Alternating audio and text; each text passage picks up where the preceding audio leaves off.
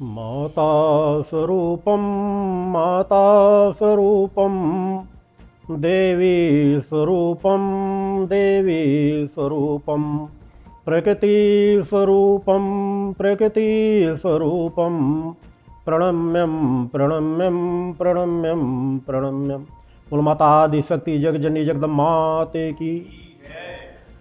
इस पवित्र तीर्थ स्थल पंचज्योति शक्ति तीर्थ सिद्धाश्रम से मैं नववर्ष पर अपने समस्त चेतनांशों, शिष्यों, माँ के भक्तों, श्रद्धालुओं एवं समस्त विश्व धर्म प्रेमी जनमानस को अपने हृदय में धारण करता हुआ माता आदि शक्ति जगत जननी जगदम्बा का पूर्ण आशीर्वाद प्राप्त करता हुआ अपना पूर्ण आशीर्वाद आप समस्त लोगों को समर्पित करता हूँ।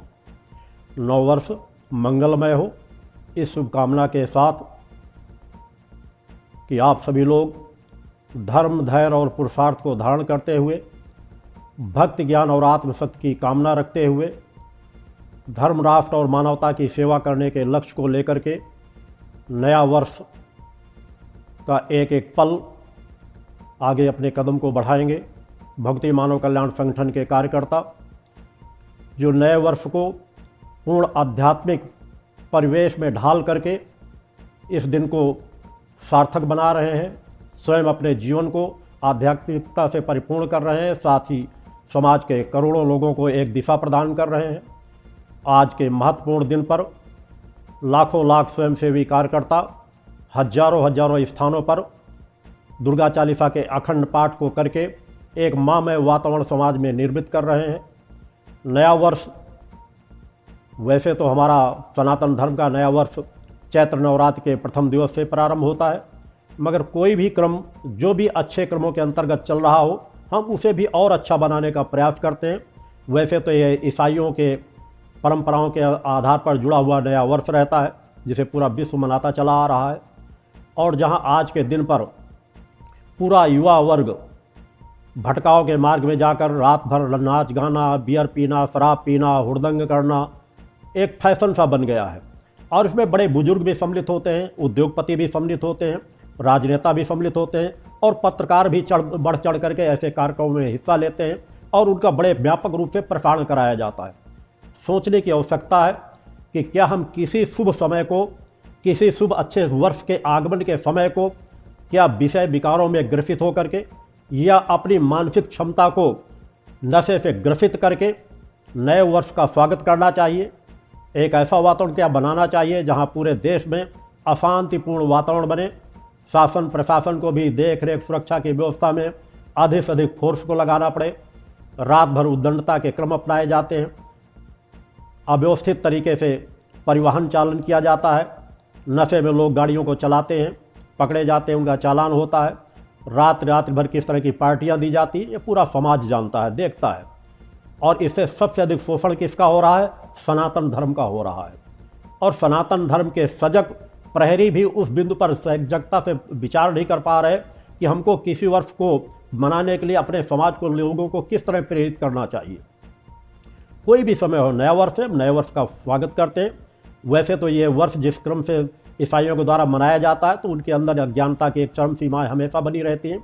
वो किसी दिन को महत्वपूर्ण दिन बता करके विषय विकारों में गिरफ्त होना, नशा करना, मांस खाना, पार्टी देना, ये उनका फैशन बन गया। चूँकि इसी फैशन से वो दूसरों के भी धर्म को नष्ट करते हैं और नष्ट करके अपने धर्म में मिलाने की प्रक्रिया अपनाया करते हैं।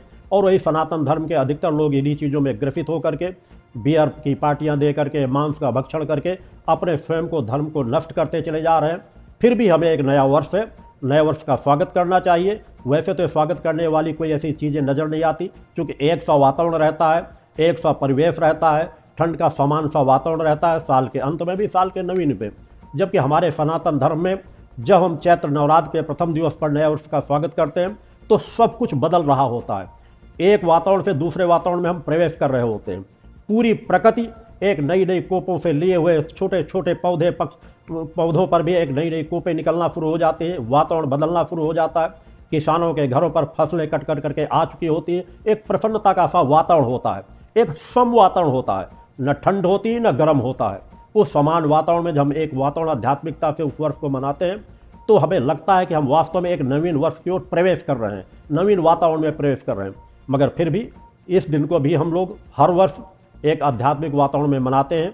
हमारे भक्ति मानव कल्याण संगठन के स्वयंसेवी कार्यकर्ता अपने अपने घरों में भी और सार्वजनिक तौर पर दुर्गा चालीसा के 5-5 घंटे के 24-24 घंटे के अनुष्ठान, आरतियों के अनुष्ठान करके पूरे देश के वातावरण को मय बनाने का प्रयास करते हैं।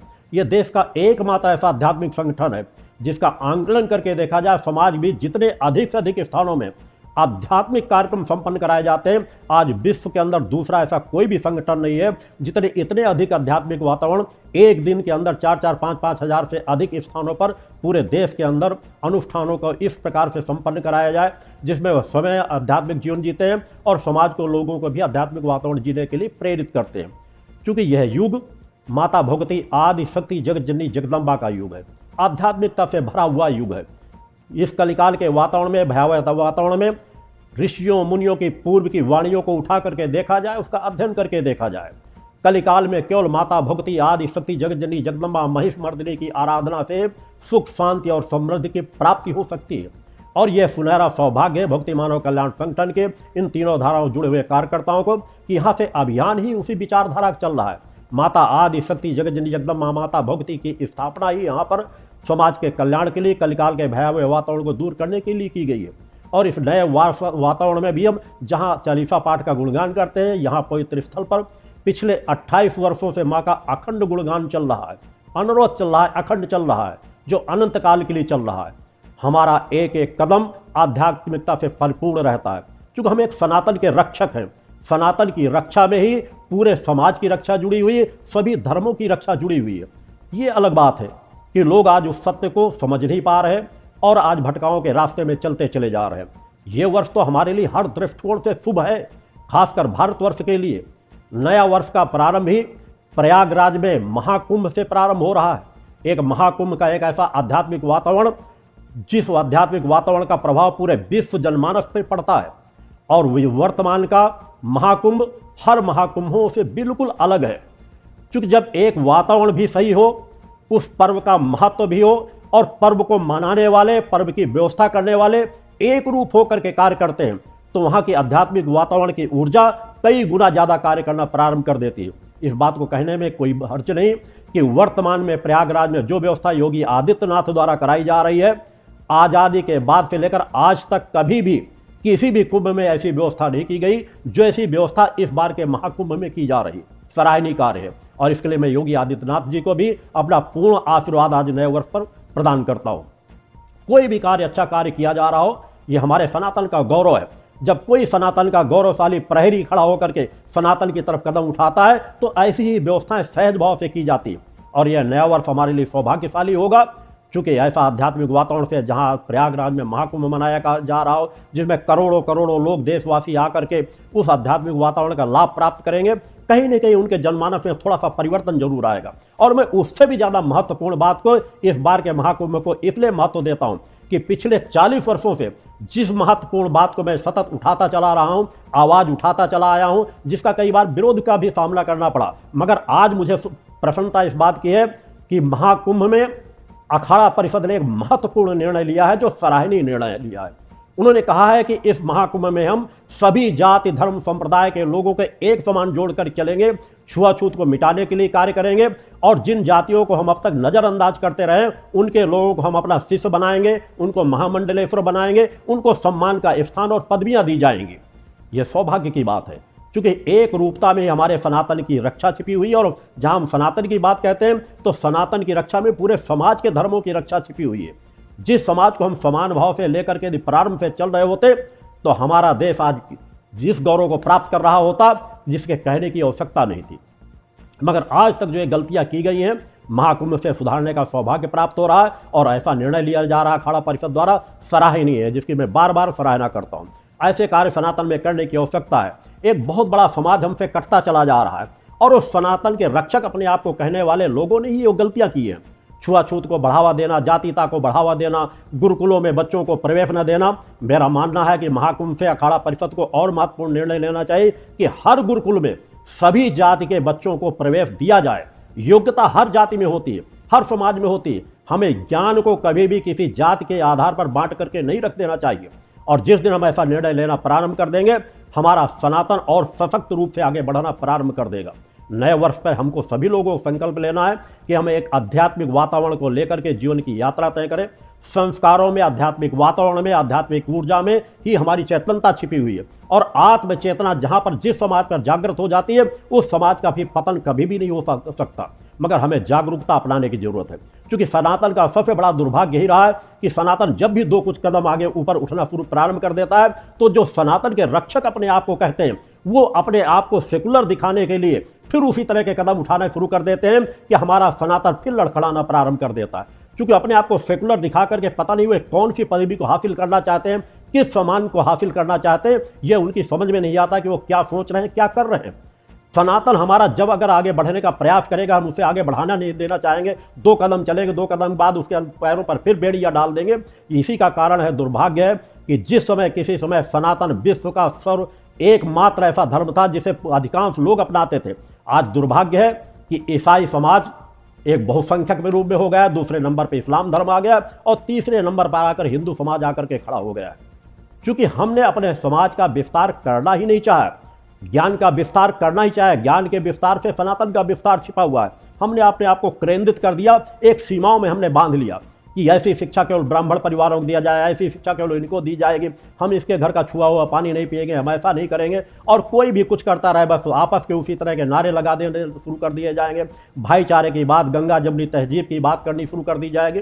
अरे सनातन धर्म भी तो सर गंगा जमुनी तहजीब की बात करता है, मगर जब दूसरा धर्म भी उस बात की बात करता हो तब उस बात की बात की जाती है। मेरे द्वारा स्वयं कहा जाता है, जिस तरह मैं अपने धर्म का सम्मान करता हूं, उसी तरह इस्लाम धर्म का भी सम्मान करता हूं, मगर किसी जिहादी मानसिकता का पुरजोर विरोध करता हूं। आज की जो परिस्थितियां हैं, उन परिस्थितियों में हमारे सनातन के प्रहरियों को सजग होने की जरूरत है। मैं बात सामान्य से उठाना चाहूंगी इन क्षणों पर आरएसएस प्रमुख मोहन भागवत की, कि कहीं न कहीं निश्चित एक अच्छी संस्था है जो देश में अच्छा कार्य कर रही थी, हिंदुओं के रक्षा के लिए, हिंदुओं के मान सम्मान के लिए, सनातन की रक्षा के लिए जिस संगठन का गठन किया गया और जिस विचारधारा से संगठन के कार्यकर्ता, स्वयंसेवी कार्यकर्ता देश के कोने कोने में कार्य कर रहे होते हैं, मगर पिछले कुछ समय से 1-2 ऐसे स्टेटमेंट आरएसएस प्रमुख भागवत जी के लगातार आते रहे, जिसे पूरे सनातन धर्म के जुड़े हुए लोगों को आघात पहुंचा है, साधु संत ऋषियों मुनियों सन्यासियों को आघात पहुंचा है। यह कह देना कि हर मस्जिद के नीचे मंदिर क्यों खोज रहे हो, तो फिर हम क्या खोजे? अगर हम अपने अस्तित्व को ही मिटा दें तो कैसी हमें आज़ादी प्राप्त हुई है? ऐसी विचारधारा आपके मन में अगर ऐसी आ रही है, तो आप सनातन धर्म को किस तरफ ले जाना चाहते हो? एक आप भाईचारे की बात कहकर के सनातन धर्मियों के लोग बस भाईचारे, सद्भावना, सेकुलर दिखाते रहो, और दूसरी तरफ वो हमारा गला काटते चले जाएं। दूसरी तरफ जिहादी मानसिकता की विचारधारा, क्या मोहन भागवत जी आपको नजर नहीं आ रही? बांग्लादेश में क्या हो रहा है, पाकिस्तान में क्या हो रहा है, अफगानिस्तान में क्या हो रहा है, पूरे विश्व में क्या हो रहा है? जिहादी मानसिकता के लोग 1 मिनट के लिए भी शांत बैठे हुए नहीं है। आज भारतवर्ष में अनेकों मिनी पाकिस्तान बन चुके हैं, क्या यह नजर नहीं आता? आपकी संस्था, आपकी राजनीतिक पार्टी भारतीय जनता पार्टी बांग्लादेश, यहां पर अगर बंगाल में, वेस्ट बंगाल में देखा जाए, क्या कर पा रही है? आज वहां जिहादी मानसिकताओं के लोगों का वर्चस्व हो गया है। आपकी पार्टी के, आपके संस्था के लोगों के गले काट दिए जाते हैं, चुनाव नहीं लड़ पा रहे। ममता बनर्जी जी का राज वहां लोग देख रहे हैं कि किस तरह जिहादियों को बढ़ावा दिया जा रहा है। अनेकों दूसरे प्रदेश आप देख सकते हो कि किस तरह की स्थिति, कहीं पर कुछ अपमानजनक सनातन के लिए टिप्पणी की जाती है, कहीं पर कुछ टिप्पणियां की जाती है। आज आप जवाब नहीं दे पाते हो। आज जबकि सामर्थ्य के साथ केंद्र में भी, अनेकों प्रदेशों में भारतीय जनता पार्टी की सरकार है, आपकी सशक्त संस्था स्वतंत्र रूप से कार्य कर रही है, कोई हस्तक्षेप करने की हिम्मत नहीं जुटा सकता। मुसलमानों को एक साथ जोड़िए, इसके लिए मना नहीं किया जाता। हम सभी को नापने में भेद समझते हैं, ना मुसलमानों में भेद समझते हैं। इस्लाम धर्म के लोगों का भी हम सम्मान करते हैं, जो वास्तव में भाईचारे के रूप से रहना चाहे। मगर जब हम जिनके बीच देख रहे हैं कि उनकी रणनीति क्या चली, वो कार्य क्या कर रहे हैं, उनके मदरसों में किस तरह के जिहाद का पाठ पढ़ाया जा रहा है, और फिर भी हम आंख बंद करके बैठ जाएं, इसी तरह आंख बंद करके बैठने के परिणाम है एक लंबे अंतराल की गुलामी के कालखंड से हम लोग गुजरे, और हमें सहारा ही कहां मिला है। हम हमेशा यातनाएं सहते रहे, हमारे पूर्वज अपने सर कटाते चले गए। संघर्ष आज का नहीं कर रहे हैं। मस्जिदों के अंदर आज मस्जिदों के अंदर मंदिर नहीं ढूंढे जा रहे। हमारे मंदिर थे और उन मंदिरों के लिए हमारे पूर्वज सतत लड़ते चले आ रहे हैं। गुलामी के कालखंड में भी अपना सर कटाते रहे हैं, जिहादियों की वेदनाओं को सहते रहे हैं, उनके अत्याचार को सहते चले आए हैं। एक से एक अनेकों औरंगजेब जैसे लोग आकर के हमारे मंदिरों को ध्वस्त करते रहे, हम सब देखते रहे। जिसको कुछ उस समय लोग कर नहीं सकते, जो कर सकते थे वो संघर्ष हमेशा करते चले आए हैं। और दुर्भाग्य से आज़ादी के बाद भी वास्तव में सनातन तो आज़ाद हुआ ही नहीं, हिंदू धर्म तो आज़ाद हुआ ही नहीं। आज़ाद हुआ ईसाई धर्म, आज़ाद हुआ इस्लाम धर्म। इस्लाम धर्म के नाम पे पूरा एक देश ले लिया गया। हिंदू धर्म और सनातन धर्म को मिला क्या? केवल आज़ाद होते ही एक मुसलमान को शिक्षा मंत्री बना दिया गया, अंग्रेजों का गुलाम प्रधानमंत्री बन बैठा और एक ऐसे व्यक्ति को राष्ट्रपिता बना दिया गया जो बस इस तरह के वातावरण में जिससे समाज, हिंदू समाज बस गुलामों का सा जीवन जीता रहा है, जैसे गुलामी के कालखंड में जीता रहा है। वह अपनी आवाज न उठा सके, गलत को गलत न कह सके। महात्मा गांधी ने भी अधिकांश कार्य मुसलमानों के संरक्षण में किया है, हिंदुओं को दबाने की बात की है। ठीक है, भाईचारा रहता, मगर जब एक देश उनको दे दिया गया तो कम से कम यहां पर हिंदुओं का वर्चस्व होना चाहिए। संविधान भी बनना चाहिए था तो वहां पर हिंदुओं का वर्चस्व होना चाहिए, हिंदुत्व की विचारधारा को गहराई से रखना चाहिए था, हिंदुओं का संरक्षण होना चाहिए था। मगर हिंदुओं का संरक्षण इसलिए नहीं हो सका कि एक ईसाई धर्म को मानने वाला, मुसलमान धर्म को मानने वाला या उसी में रचा बसा किस धर्म को मानने वाला था, ऐसा एक प्रधानमंत्री बन बैठा जिसका पूरा खिचड़ी ही परिवार था और वह अंग्रेजों का गुलाम था। और गुलामी के कारण एक के बाद एक ऐसे कानून बनाए जाते रहे, चाहे हम कश्मीर की बात उठा लें, देश की बात ले, चाहे वक्फ बोर्ड की बात ले लें, एक से कितने अधिकार मुसलमानों को दे दिए गए कि वो मनमानी जहां जो चाहे वो करते चले जाएं और हम कुछ विचार करने लायक भी ना बचे। कानून रूप से भी हमको इस तरह बांध दिया गया कि हम अपनी आवाज न्यायालय पे भी उठा करके ना जा सके। और आज अगर हमें जो कुछ भी अधिकार मिले हैं संविधान के माध्यम से मिले हैं, उन संविधान के अधिकारों का भी हम उपयोग न कर सके। संविधान निर्माता बाबा साहब अम्बेडकर का भी अपमान किया जाता रहा, क्योंकि वह भी जिन आवाजों को उठाना चाहते थे, नेहरू के वजह से वो आवाज आगे नहीं उठ सकी। मगर जो कुछ भी संविधान में हमें अधिकार मिला, उन अधिकारों को उपयोग करके आज अगर हम आजादी के बाद अपनी आजादी की बात कह रहे हैं, सब धर्म को खुली छूट दे दी गई है। चाहे जितनी मस्जिदें बनवाते रहो, चाहे जितने मंदिरों को तोड़ते रहो, चाहे जितने लोगों को गला काटते रहो, सब कुछ करते जाओ। उनके संरक्षण करने के लिए कई पार्टियां एकदम पूरी तरह से नतमस्तक होती हैं केवल वोट बैंक के लिए। और हिंदुत्व की बात की जाती है तो उनको हिंसक बताना प्रारंभ कर दिया जाता है। किसी पार्टी के लोगों को उठाकर देख लिया जाए। मगर आज यदि ऐसी बात मोहन भागवत जी आपके द्वारा की जाएगी तो आपका बयान निंदनीय है, अस्वीकार्य है। और मेरा मानना है कि शायद कहीं ना कहीं आप अभी कुछ समय पहले एक दरगाह में गए थे, मीडिया ने भी प्रचारित किया था कि आप एक दरगाह में गए थे मुसलमान भाइयों से मिलने जुलने के लिए, बात करने के लिए। तो शायद कहीं ना कहीं वहाँ कुछ ना कुछ आपको जूठा औसे खिलाया गया होगा, पानी औस पिलाया गया होगा। उसका प्रभाव आपके मन मस्तिष्क में पड़ चुका है, उसका प्रभाव पूरे समाज पर आपकी वाणी से निकल रहा है। मेरा मानना है कि आपको 11 दिन का कहीं ना कहीं उपवास करना चाहिए। आप में परिवर्तन आ जाएगा। आप एक अच्छे व्यक्तित्व के धनी व्यक्ति हैं, आपके अंदर कार्य करने की क्षमता है, आप निर्भीकता निडरता का जीवन जी सकते हैं। मगर कहीं ना कहीं वो प्रभाव, संगत का जो असर पड़ता है, उस संगत का जो असर पड़ चुका है, उसके प्रभाव को नष्ट करने के लिए किसी सनातन धर्मी धार्मिक स्थल में जाकर के 11 दिन का व्रत उपवास रह करके आप वहां रहेंगे, मेरा मानना है कि आपकी वाणी बदल जाएगी। और अन्यथा 3 दिन मात्र इस पवित्र स्थल पर आकर के, जहां माँ का अखंड गुणगान चल रहा है, माता की दिव्य छवियां स्थापित हैं, वहां 3 दिन रह करके आप गुजारिए और देखिए आपके जीवन में परिवर्तन आता है कि नहीं आता। आपको एहसास हो जाएगा कि आपने सामान्य गलती नहीं की, आपने एक ऐसी बड़ी गलती कर दी है जिसका हम सैकड़ों सालों तक भोगते रहेंगे। आपकी यही बात हर बार उठाई जाएगी, मंचों से उठाई जाएगी कि आरएसएस प्रमुख ऐसा कहते थे और कुछ लोग ऐसा गलत कर रहे हैं, जबकि हमारे द्वारा कुछ भी गलत नहीं किया जा रहा। कहाँ हिंसा की जा रही है? हम तो हिंसा को सहते चले जा रहे हैं, आज भी सह रहे हैं। अगर कानूनी प्रक्रिया से कोई कदम उठाया जा रहा है, कोई रास्ते निकाले जा रहे हैं, तो उन रास्तों में भी अवरोध मत बनिए। सनातन धर्म के लोग रुकने वाले नहीं हैं। हम हर उस मस्जिद को तलाशेंगे जो मंदिर तोड़ करके बनाई गई है, जहां पर हमारे देवी देवताओं को अंदर भूमि में दबा करके रखा गया है, जहां पर वो पैरों से कुचलते हैं, जहां पर थूकते हैं, हाथ पैर धुलते हैं, जहां पर वो अन्याय अत्याचार कर रहे हैं। हमारा कर्तव्य, हमारा धर्म है। हमारे पूर्वज लड़ते रहेंगे और हम आगे भी लड़ते रहेंगे। हमें एक नहीं अनेकों लोगों को बलिदान क्यों न देना पड़े, हम उससे पीछे नहीं हटेंगे। हम हिंसक नहीं हैं, हम रचनात्मक कार्य करते हैं, मगर अपनी चेतना शक्ति को कभी नष्ट नहीं होने देंगे। हम आध्यात्मिक विचारधारा का जीवन जीने वाले लोग हैं। हमारे साथ कुछ गलत हुआ तो हमारे पूर्वजों के संघर्ष के बदौलत आज हमें आज़ादी मिली है।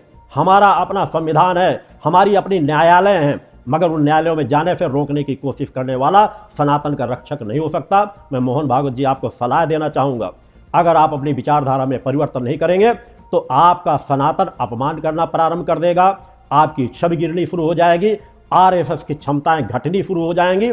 आपसे ज़्यादा तो विश्व हिंदू परिषद ज़्यादा सराहनीय का पात्र है, जो खुल करके अपनी बात कहता है, खुल करके हिंदुओं की बात करता है। क्योंकि हिंदू की बात कौन करेगा, हिंदू की रक्षा कौन करेगा। हम अपनी रक्षा के लिए केवल आवाज उठा रहे हैं, हम किसी शोषण के लिए तो आवाज उठा ही नहीं पा रहे। हमारे आसपास क्या हो रहा है, हमारे देश के अंदर क्या हो रहा है। अतः नए वर्ष में पूरे देशवासियों से चाहता हूं और महाकुंभ पे होने वाले वहां पर अखाड़ा परिषद की बैठकों में भी चाहूंगा कि उस महत्वपूर्ण बिंदुओं पर विचार करना, कुछ कार्य कीजिए। अपनी अपनी क्षमताओं को, अपने अपने वैभव को दिखा देने से कोई लाभ समाज को नहीं मिलने वाला। समाज से जातीयता मिटाइए, समाज से छुआछूत मिटाइए, समाज को नशा मुक्त करिए, समाज को भ्रष्टाचार मुक्त कीजिए, सरकारों के विरुद्ध इस चीज के लिए आवाज उठाइए कि सरकारें उस दिशा में कार्य करें। अगर हमें सनातन धर्म को बचाना है तो सही विचारधारा को लेकर के चलना पड़ेगा, लोगों के अंदर साधक और साधिकाओं का भाव जगाना पड़ेगा। जिस विचारधारा को लेकर आज संगठन कार्य कर रहा है, जहां करोड़ों करोड़ लोगों के जीवन में परिवर्तन डाला, मैं नींव में कार्य करता हूं। मैं केवल दिखावे के लिए कार्य नहीं करता, मेरे द्वारा नींव को सींचा जा रहा है, नींव में कार्य किया जा रहा है कि हम समाज को किस तरह से बदल सकते हैं। इसलिए साधक और साधिकाएं बना करके उन्हें तपस्वी बनाया जा रहा है, उन्हें त्यागी और बैरागी बनाया जा रहा है। उनको गृहस्थ छोड़ने की बात नहीं कही जा रही, उनका गृहस्थ सुव्यवस्थित बने, वो सभी देवी देवताओं का सम्मान करने वाले हों, आध्यात्मिक जीवन जीने वाले हों, मूर्ति पूजा पर विश्वास करने वाले हों, अपने घरों को संस्कारवानों से भरपूर करने वाले हों, जहां धीरे धीरे आह्वान कर सकें कि घरों में परिवर्तन आए, एक आध्यात्मिक वातावरण का प्रवेश करे। उस विचारधारा को लेकर के संगठन आज सतत कार्य करता चला जा रहा है। हमारे संगठन के कार्यकर्ता डोर टू डोर समाज में जा करके कार्य कर रहे हैं, बिना अपने मान सम्मान की भूख के, समाज सेवा की भावना से, अपने जेबों से खर्च कर करके भी कार्य कर रहे हैं। संगठन के स्वयंसेवी कार्यकर्ताओं की लगातार यहाँ पर बैठकों का क्रम है। अभी मध्य प्रदेश के कार्यकर्ताओं की बैठक की गई, छत्तीसगढ़ के कार्यकर्ताओं की बैठक की गई, अन्य प्रदेशों की शीघ्र ही बैठक इस वर्ष रखी जाएगी, जिसमें और चेतनात्मक प्रवाह को लेकर के हमें अपनी पूरी क्षमता लगा देना है। धर्म, राष्ट्र, मानवता की सेवा के लिए समाज को संस्कारवान बनाना एकमात्र ऐसा कर्तव्य है कि जब तक हम समाज को संस्कारवान नहीं बनाएंगे, आस्थावान नहीं बनाएंगे, अगर नास्तिक बनकर के जीवन जिएंगे, नशे का सेवन करेंगे, मांस का सेवन करेंगे, तो ऐसा समाज कभी भी अपने धर्म की रक्षा नहीं कर सकेगा। उस दिशा में पूरी क्षमता के साथ मेरे कार्यकर्ता, स्वयंसेवी कार्यकर्ता दिन रात लगे हुए हैं और आगे भी लगे रहेंगे, ऐसा मुझे पूर्ण विश्वास। चूंकि उनके लिए मैं नित्य यहाँ से चेतनात्मक मेरे जो क्रम चलते रहते हैं, मार्गदर्शन चलता रहता है, नित्य के मेरी जो आध्यात्मिक क्रियाएं चलती रहती है, माँ के चरणों पर जो प्रार्थना चलती रहती है, वो अपनी फलीभूत होगी और फलीभूत हो रही है। हम एक दो लोगों से प्रारंभ करके आज करोड़ों करोड़ों लोगों तक पहुंच चुके हैं। 20 लाख लोगों को हमने नशा मुक्त किया है। माँ का 28 सालों से यहाँ अखंड दुर्गा चालीसा का पाठ चल रहा है। एक विचारधारा से कार्य करने की जरूरत है। देश के अंदर कितनी धार्मिक संस्थाएं, हम खुल करके आ जाएं, गलत को गलत कहना प्रारंभ कर दें, चाहे राजनीतिक पार्टी हो, चाहे धर्म प्रमुख हो या किसी संस्था के लोग हो। यदि वो गलत कह रहे हैं, जब तक हम मुखर होकर के आवाज नहीं उठाएंगे, तब तक हम सनातन की रक्षा नहीं कर सकते।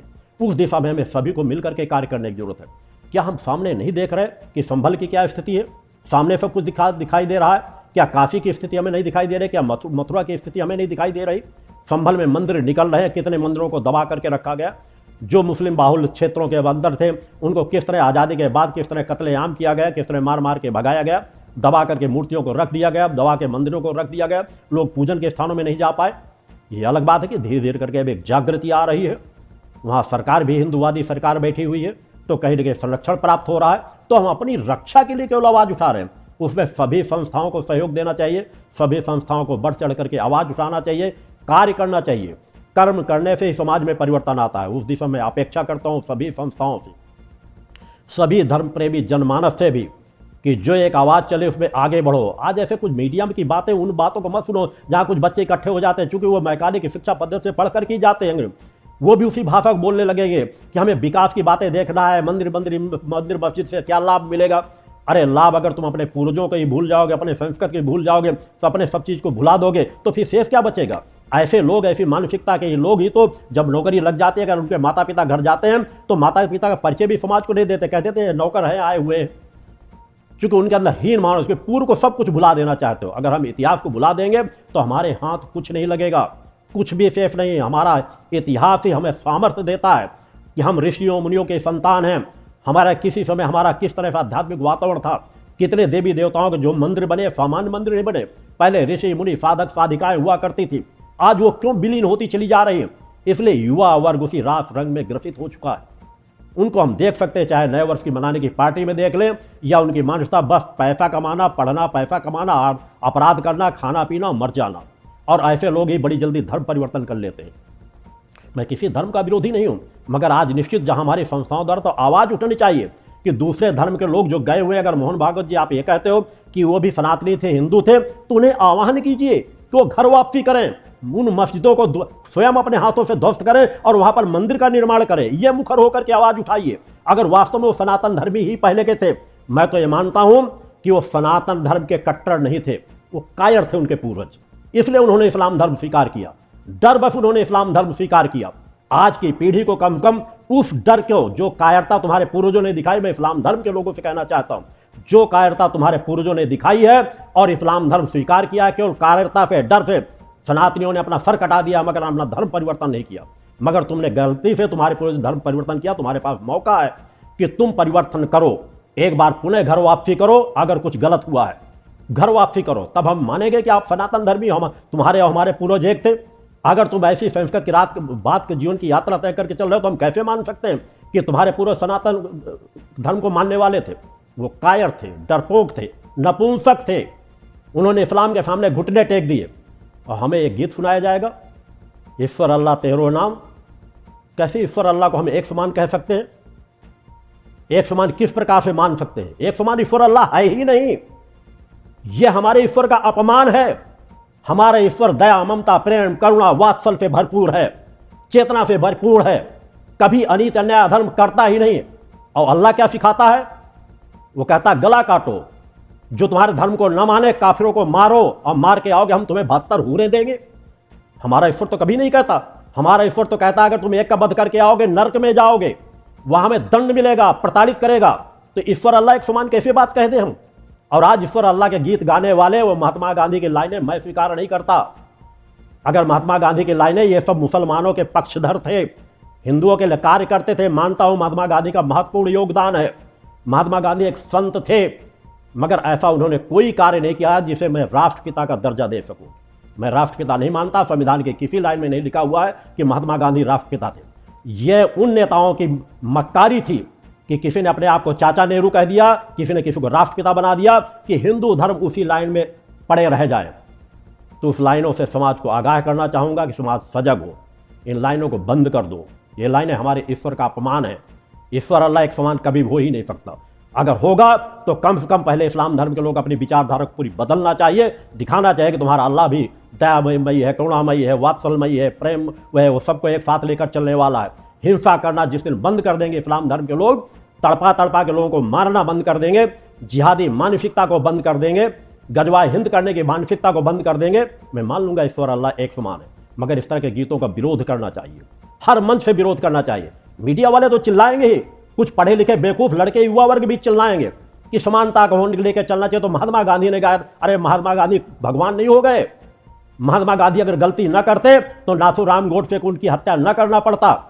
परिस्थितियां ऐसी आ गई थी। नाथूराम गोडसे को पढ़ो, समझो, वह एक राष्ट्रभक्त था, उसकी राष्ट्रभक्ति पर उंगली उठाना गलत है। महात्मा गांधी भी हमारे लिए महत्वपूर्ण थे, मगर नाथूराम गोडसे भी हमारे लिए महत्वपूर्ण था। अगर वह वास्तव में वो कदम न उठाता तो महात्मा गांधी नेहरू के दबाव में आकर के और ना मालूम कितना अंग्रेजों के दबाव में आकर के ऐसे एक के बाद एक ऐसे कदम उठाते चले जाते कि हमारे देश के अब तक 10 टुकड़े हो चुके होते। अतः हमें उस विचारधारा को स्वीकार नहीं करना, हमें अपनी दृढ़ विचारधारा को स्वीकार करना है कि हम सनातन के रक्षक हैं, हम सभी धर्मों के एक समान मानते हैं, एक समान लेके चलते हैं, मगर हम अपनी विचारधारा से समझौता नहीं करेंगे। हम उसी के विचारधारा को समझौता करेंगे जो समानता के साथ आ रहा हो, समानता का भाव रखता हो, एक रूपता का भाव रखता हो। ईसाइयत थोपी जा रही है, इस्लामियत थोपी जा रही है, सनातन की स्थिति कहाँ गुम होती चली जा रही है। हमें उस दिशा में कार्य करने की जरूरत है। उस दिशा में एक विचारधारा से लेकर के नया वर्ष भरपूर सनातन की रक्षा के लिए, धर्म राष्ट्र मानवता की रक्षा के लिए हर सनातनियों को उठ करके खड़े होना चाहिए। एक रूपता से कार्य करना प्रारंभ कर देना चाहिए। आस्था विश्वास से साधना करो। अब अपने बच्चों पर ध्यान रखो, उन्हें शिक्षा, स्वास्थ्य और संस्कार से परिपूर्ण करो, उन्हें वह संस्कार दो। संस्कार विहीन नास्तिक बच्चे, आज समाज में 50% से ज्यादा बच्चे मांस का सेवन कर रहे हैं, नशे का सेवन कर रहे हैं। किस तरह कल्याण होगा हमारे देश का, किस तरह कल्याण होगा हमारे सनातन धर्म का? तो प्रयास करने की जरूरत है। जो सत्य है वो सत्य का जीवन जियो। मैं सत्य का जीवन जीता हूं, सत्य बोलता हूं, सत्य के लिए दिन रात कार्य कर रहा हूं। पिछले 40 वर्षों से उसी क्षेत्र में संघर्ष किया जा रहा है, और जिस बिंदु में मैं आवाज उठा देता हूं, कुछ संस्थाएं उस पर टिप्पणी करना प्रारंभ कर देती हैं। संस्थाएं कहूं या कुछ धूर्त लोग के लोग, अज्ञानी लोग इस तरह की बातें करना शुरू कर देते हैं। अभी कुछ समय पहले मैंने राधा माँ राधा के विषय में एक आवाज़ उठाई थी। क्योंकि मेरे पास सैकड़ों हजारों लोग करोड़ों लोग जुड़े हुए हैं, अनेकों लोग बार बार में सूचनाएं देते हैं कि किसी के द्वारा ऐसा कहा जा रहा है कि माँ राधा जगत जननी है, वही सब कुछ है, माता भोगती कुछ नहीं, सबसे ज़्यादा श्रेष्ठ वही। हम हर शक्ति का नमन करते हैं, हर शक्ति को मानते हैं। तुम जितना मानते हो उनसे सैकड़ों हजार, चूंकि मैं माँ का भक्त हूँ, माँ का उपासक हूँ, माँ का रचकड़ हूँ। माता आदि शक्ति जगत जननी जगदम्बा की आराधना करता हूँ। उनके अंश रूप जी जितनी है वो मेरे लिए मात्र रूप होते। इस बिंदु पर मैंने अनेकों बार आवाज़ उठाई है। जब रास रंग के गीत गाए जाते हैं, अश्लीलता के दृश्य दिखाए जाते हैं, तब मैंने आवाज़ अनेकों बार उठाई है कि आप दिशा भ्रमित कर रहे हो। अनेकों कथावाचकों द्वारा इस तरह की स्थितियां निर्मित की जा रही, और मेरे द्वारा पुनः एक बार कहा जा रहा है, सभी जितने ज्ञानी हैं, धर्मात्मा हैं, मंत्र जाप करने वाले, अनुष्ठान करने वाले हैं, कथावाचक हैं, वेदों का ज्ञान रखते हैं, कान खोल करके सुन ले। मैं एक बार पुनः कह रहा हूं, इस धरती पर जितने भी अंशावतार हुए सभी अंशावतार हैं जिन्होंने जन्म लेकर के सामाजिक जीवन जिया है, समाज के बीच रहे हैं, वो कभी भी पूर्ण अवतार न कभी हुए हैं, न भविष्य में कभी भी होंगे। पूर्ण शक्ति जब अवतरित होती है, प्रकट होती है, अपना कार्य करती है और आदर्श रूप में तुरंत अपने क्षेत्र, अपने स्थान पर चली जाती है। जितनी शक्तियां हैं, राधा भी है तो राधा अंशावतार है। पुनः कह रहा हूं, जिसको ना समझ पा रहा हो वो मेरे पास आकर के समझे आकर के, क्योंकि तुम अपनी सीमाओं में ग्रसित हो। कुछ धूर्त लोगों ने टिप्पणी की, मैं उन्हें सिर्फ नाली का एक कीड़ा समझता हूं। जिस तरह की गंदगी उनके जीवन में भरी है, उस तरह अभद्र भाषा का उपयोग करते हैं। मैं उस तरह ज्यादा अभद्र भाषा का उपयोग नहीं कर सकता। नया वर्ष है, मगर निश्चित है अगर कोई गलत चीजें की जाएंगी तो जवाब अवश्य दी जाएगी। अगर समझना तो मेरे पास आकर के समझो। जिसको जहां की ज्ञान न समझ में आ रहा हो वह मेरे पास आकर समझे, मैं उसे बताने के लिए तत्पर हूं। क्योंकि आत्मावान चेतनावान योगी जिसकी पूर्ण कुंडली शक्ति जागृत होती है, उसके अंदर कोई भी ऐसा संशय नहीं रहता जिसको न रख सके। सृष्टि को समझने की क्षमता हासिल करो, उसको समझो, आत्मज्ञानी बनो। केवल ग्रंथ ज्ञानी मत बनो। ग्रंथों का सम्मान है, मगर ग्रंथ ज्ञानी वह है जो आत्मज्ञानी बन सके। मगर आत्मज्ञान से लोग विहीन होते चले जा रहे हैं, निरर्थक टिप्पणियां कर रहे हैं, समझ में कुछ आता नहीं, जिनको मालूम ही नहीं मैं कैसा जीवन जीता हूं। मैं एक सनातनी हूं, मूर्ति पूजा पर विश्वास करता हूं। मूर्ति पूजा मेरे जीवन का आधार है। मातृ शक्ति की आराधना करता हूं, सभी मातृ शक्तियों को अपने हृदय में धारण करता हूं। राधा हो, मीरा हो, सीता हो, कोई भी मेरे सम्मान की पात्र हैं। हर काल में देवी शक्तियां अवतरित हुई हैं। माता आदि शक्ति जगत जननी जगदम्बा के अंश रूप में। ग्रंथों को टटोलोगे सब कुछ तुम्हें मिल जाएगा, ऋषियों की वाणी को सुनोगे सब कुछ तुम्हें मिल जाएगा। और तुम क्या दे रहे हो? केवल अपने क्षणिक कि हम जिस इष्ट की आराधना करें उसी को बड़ा सर्वोपरि दिखा दे।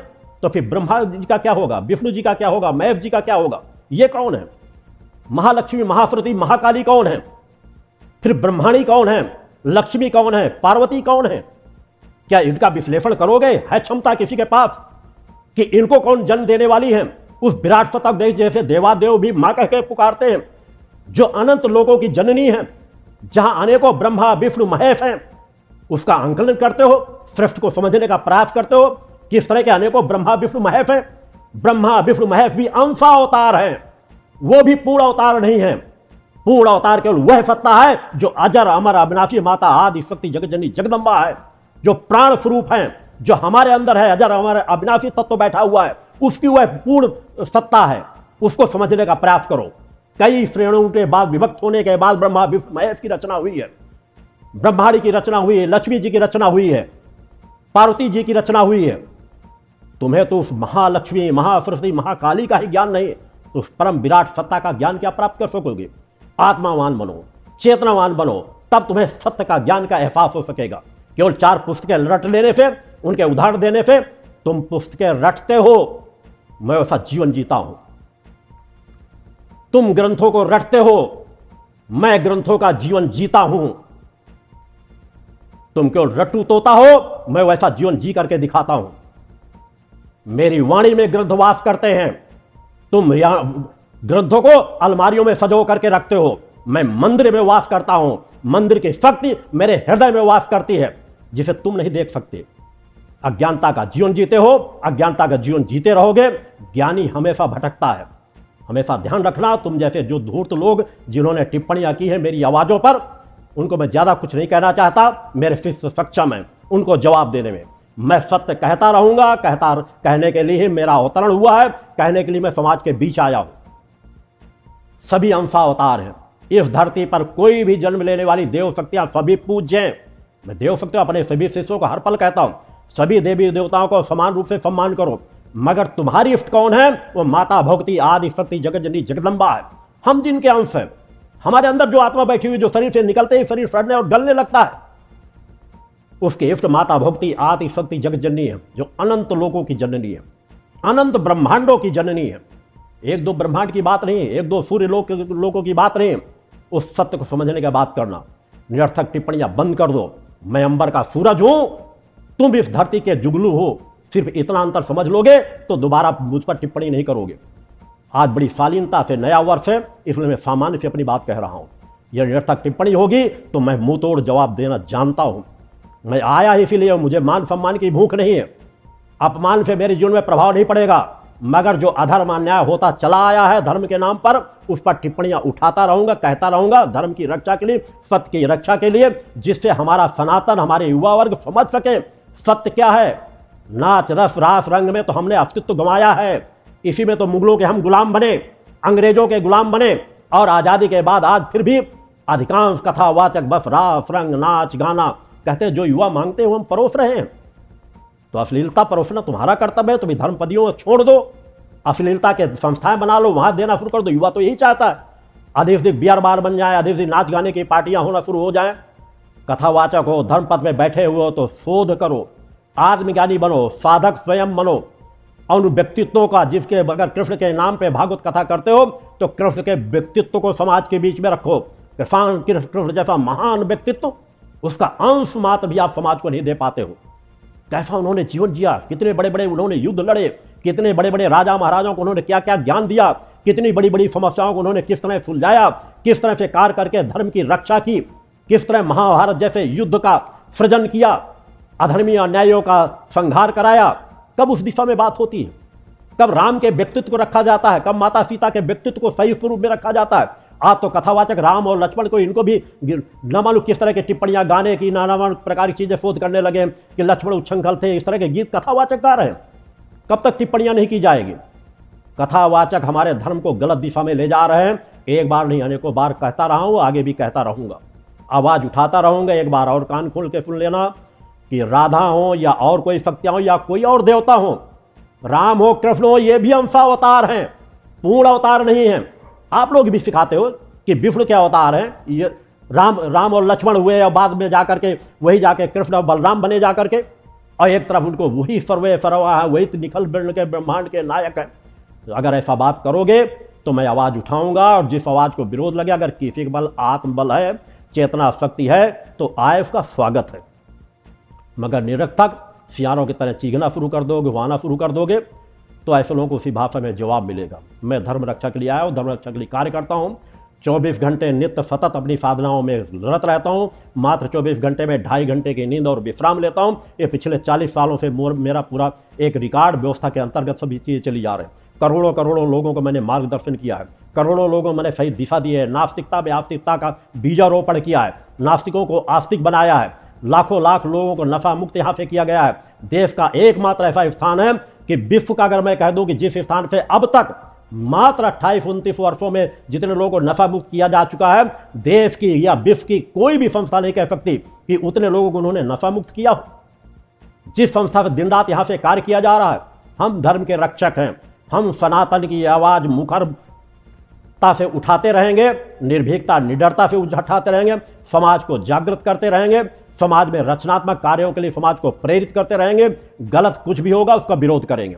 सत्य बताना गलत नहीं होता, सत्य बताना धर्म का विरोध नहीं होता। होना तो चाहिए, अगर किसी के पास संस्कार थोड़े भी होते, थोड़ी भी समझदारी होती तो उसे स्वीकार करता, या अगर कोई ऐसी बात थी तो आकर के मुझसे मिलता। मैंने कहा है, बड़े से बड़े ऋषियों मुनियों का मैं मार्गदर्शन करने की क्षमता रखता हूं, योग की पराकाष्ठा रखता हूं, ध्यान साधना की उच्चता, कुंडली जागरण की उच्चता पर अगर कोई मुझसे ज्ञान प्राप्त करना चाहता है उसे वह ज्ञान प्रदान कर सकता हूं, क्योंकि वैसा मैं जीवन जीता हूं। उस रास्ते से मैं निकल करके आगे खड़ा हूं। मैं कौन हूं इसे और समझने का प्रयास करना। सत्य सत्य हर काल में रहा और सत्य सत्य हर काल में सत्य रहेगा। समाज के लिए टीका टिप्पणी करने वालों के लिए मैं जीवन जीने की यात्रा तय करने नहीं आया। मैं धर्म रक्षा के लिए आया हूं, धर्म राष्ट्र मानवता की सेवा के लिए कार्य कर रहा हूं, धर्म राष्ट्र मानवता की सेवा के लिए कार्य करता रहूंगा। मैं अपने शिष्यों को भी प्रेरित करता हूं, इन क्षणों पर निर्भीकता निडरता से सत्य की आवाज उठाओ, निर्भीकता के साथ समाज के बीच कार्य करो, नशा मुक्त अभियान को और गति दो, भ्रष्टाचार मुक्त अभियान को और गति दो। हमें सजगता के साथ समाज के बीच कार्य करते रहने की जरूरत है। हमारे अंदर हिंसक प्रवृत्ति ना हो, मगर रक्षात्मक प्रवृत्ति जरूर हो, चेतनात्मक प्रवृत्ति जरूर हो।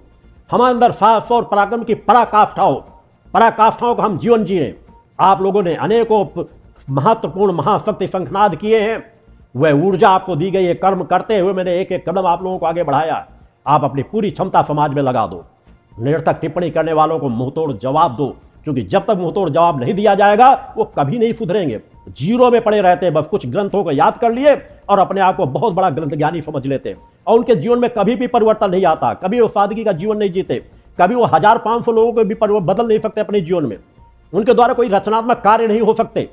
ऐसे लोगों को मुंहतोड़ जवाब देना सीखो। नए वर्ष मंगलमय हो, नए वर्ष को अच्छे से व्यतीत करो, अच्छी प्रकार से जीवन जीना सीखो। देखो समाज में किस तरह से परिवर्तन नहीं आता।